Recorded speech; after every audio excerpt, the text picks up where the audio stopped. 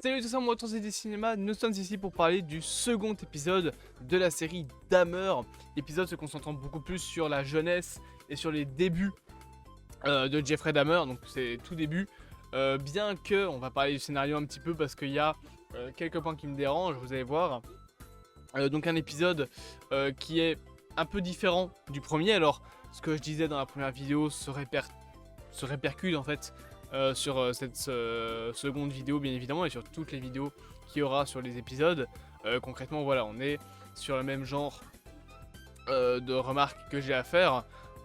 Pareil pour ce qui est de la mise en scène. Ici on a un épisode où on va sentir un petit peu plusieurs versions du personnage de Dahmer.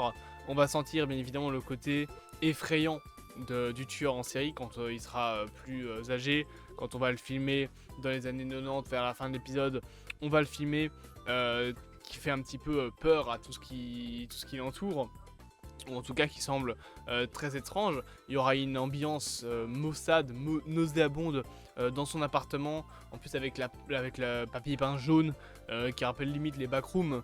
On va avoir toute cette ambiance très spéciale.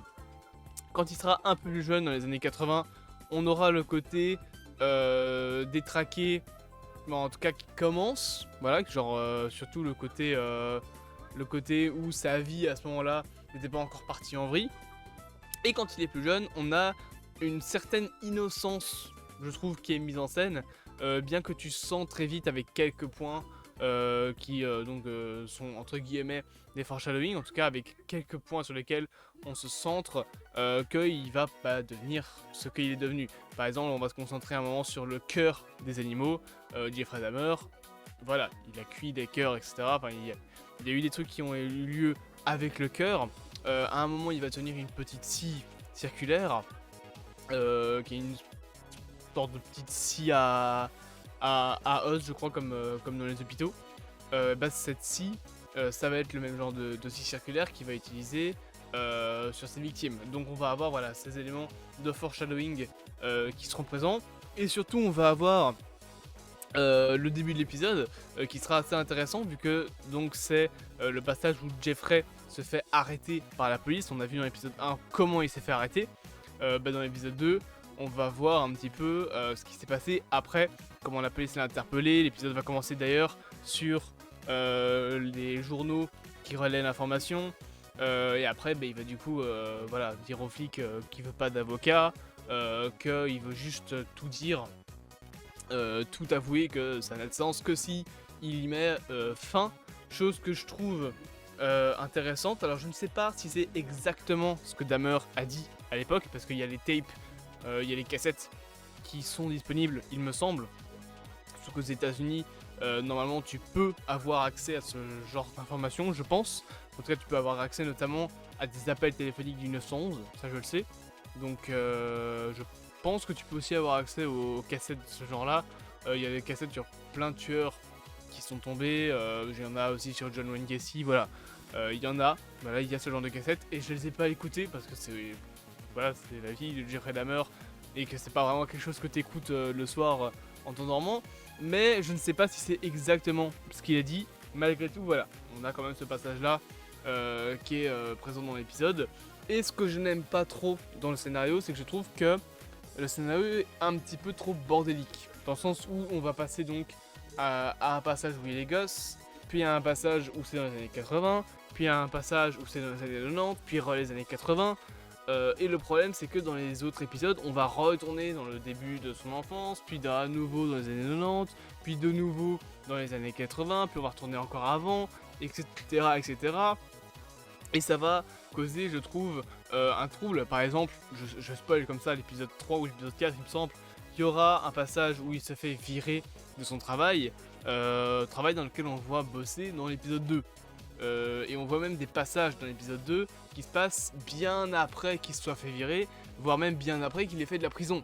Parce que oui, il a fait de la prison, sauf que ça on ne sait pas encore dans cet épisode-là.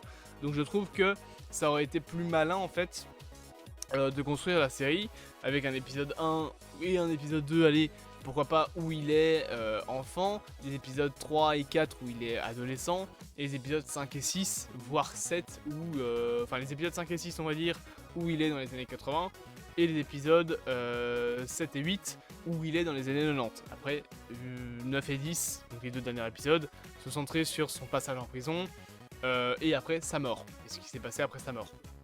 Je pense que ça aurait été plus malin de construire ça comme ça, parce que là du coup on se perd facilement. Malgré tout, il y a des moments quand même qui sont horribles, je trouve, à voir. Notamment le passage avec du coup comme Rack, je crois que c'est ça son nom, donc le fameux enfant de 14 ans. Pour ceux qui ne savent pas l'histoire, qui n'ont pas vu la série, je vais expliquer rapidement. Donc en gros, comme Rack, c'est donc un enfant de 14 ans dont le frère avait déjà été harcelé, on va dire, sexuellement par Jeffrey. Il l'avait drogué et un peu plus de choses. Et dans l'épisode, voilà, on montre comme Rack qui donc se fait piéger encore une fois par Dahmer, se fait droguer, arrive à sortir de chez lui. Donc il arrive à fuir de chez Dahmer, sauf que le problème c'est que il est complètement torché, genre il est perdu, il est drogué, il est bourré. Du coup quand les flics arrivent, parce que tu as Glenda Cleveland qui est la femme que vous avez devant, qui a appelé les policiers, Jeffrey arrive à très vite les amadouer et au final l'enfant va être ramené chez Jeffrey parce qu'il va dire non mais c'est mon petit copain, il a 19 ans, il est majeur, il est juste bourré, il va toucher aussi sur la corde sensible du fait que comme il est gay, les flics ont pas trop envie de rentrer chez lui parce qu'à ce moment-là il y a beaucoup de homophobie. On est dans les années 90, donc c'était pas aussi ouvert qu'aujourd'hui. C'est début années 90, donc c'est quasiment fin années 80. Donc on n'est vraiment pas sur la même époque. Et ça montre un petit peu l'idiotie en fait qu'ont eu les flics ce jour-là, parce que on voit littéralement un plan où le policier est tellement mal à l'aise devant Jeffrey Dahmer et devant Comrack, parce que Jeffrey touche justement une corde sensible en parlant de son homosexualité, que du coup, enfin de son orientation sexuelle quoi, que du coup le flic sera tellement mal à l'aise qu'il n'osera pas fouiller réellement l'appartement, et tu vas avoir un plan en contre-plongée où on va bien te montrer que le flic est à 2 doigts de voir le corps d'une autre des victimes de Dahmer qui est juste caché à côté de son matelas. Genre vraiment, le corps il est posé à côté du matelas. Donc un pas de plus, le flic le voyait. Mais à cause du fait que les flics avaient pas envie, à cause du fait qu'il y a de l'homophobie, pardon, pas de l'homosexualité, à cause du fait qu'il y a de l'homophobie, du coup les flics se sentent pas bien dans son appartement. En plus il y a une odeur nauséabonde. Encore une fois, tu vas avoir Jeffrey qui va dire oui mais non mais c'est mon frigo, alors qu'en réalité c'est juste l'odeur des cadavres de ses victimes qui commence à s'accumuler. Donc du coup ça commence à puer réellement, logique. Et du coup voilà, ça commence à s'accumuler. Ça, plus le fait qu'il y a de l'homophobie, je vais y arriver, plus le fait que ça pue, plus le fait que Dahmer est malaisant, parce que son comportement fait qu'il est malaisant, les policiers sont partis sans même vérifier que le gosse avait réellement 19 ans. Genre Jeffrey il leur dit ouais il a 19 ans, les flics demandent il a sa carte d'identité, non il l'a perdu. Mais tu l'emmènes au poste en fait, tu le laisses pas là. Genre le mec il a perdu sa carte d'identité, il est bourré, il est drogué, tu l'emmènes au poste, tu le laisses pas à la portée d'un mec même s'il est sobre. Même si le gars peut avoir l'air hyper sympa, tu laisses pas quelqu'un comme ça tout seul, alors que le gars il a plus de carte d'identité, il est nu quasiment, il a que des sous-vêtements, il a plus rien sur lui, il est bourré et tout, tu le laisses pas dans les mains de quelqu'un, qui que ce soit. Voilà, tu l'emmènes au poste, tu l'emmènes à l'hôpital, tu fais quelque chose. Surtout s'il a plus de papier d'identité, parce que du coup tu peux pas vérifier son âge. Et justement après, le policier, un je m'en foutisme complet, il va laisser l'enfant retourner chez lui, on sait très bien ce qui va arriver à l'enfant après, il va se faire tuer par Jeffrey. Et quand tu vas avoir Glenda qui va ensuite appeler les policiers pour avoir des nouvelles, le flic va lui mentir en disant non mais vous inquiétez pas, on a vérifié, il a bien 19 ans, alors que pas du tout, le type il en a 14.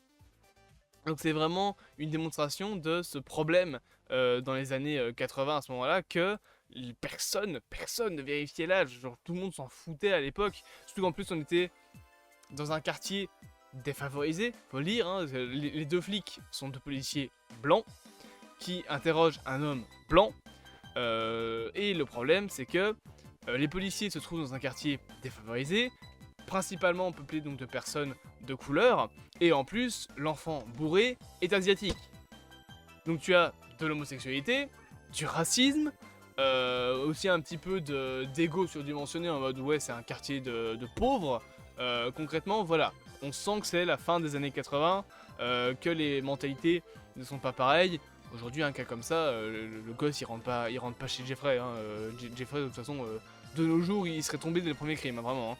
Hein. Surtout, ça c'est un truc qui m'a toujours fait tilt dans la série, c'est que à aucun moment, je sais pas si c'est comme ça dans la réalité, mais à aucun moment tu ne vois l'affaire, genre les affaires liées aux enlèvements des victimes de Dahmer avancer. J'aurais aimé ça qu'on le voie, parce que t'as l'impression que la police ne fait absolument rien. Alors, elle n'a pas fait grand chose, ok. Tu vois une affiche d'une des victimes de Dahmer, mais il n'y a aucun moment de la série, je trouve, où on va avoir un passage d'enquête sur une de ces victimes qui est disparue. Tu vas jamais avoir, je sais pas moi, un flic qui va toquer ah, est-ce que vous auriez pas vu un tel, il était passé dans le quartier, par exemple. Alors, peut-être que c'est comme ça que ça s'est passé dans la réalité, et que du coup, les flics étaient vraiment trop cons. Mais là, pour le coup, je trouve que ça aurait été intéressant au moins de montrer que enfin, même si la police n'a rien foutu, bah au moins de montrer qu'elle a rien foutu, pas de laisser en blanc les affaires, genre ok on voit le meurtre, mais on voit pas les conséquences du meurtre. À chaque fois que Jeffrey fait un meurtre, on passe à un autre. Il n'y a jamais de recherche. Son premier meurtre, personne ne l'a cherché. Et on ne voit jamais quelqu'un chercher, même poser une affiche. On voit ça qu'une seule fois dans toute la série. Et je trouve ça un peu dommage. Après voilà, est-ce que la police n'a réellement rien fait à l'époque?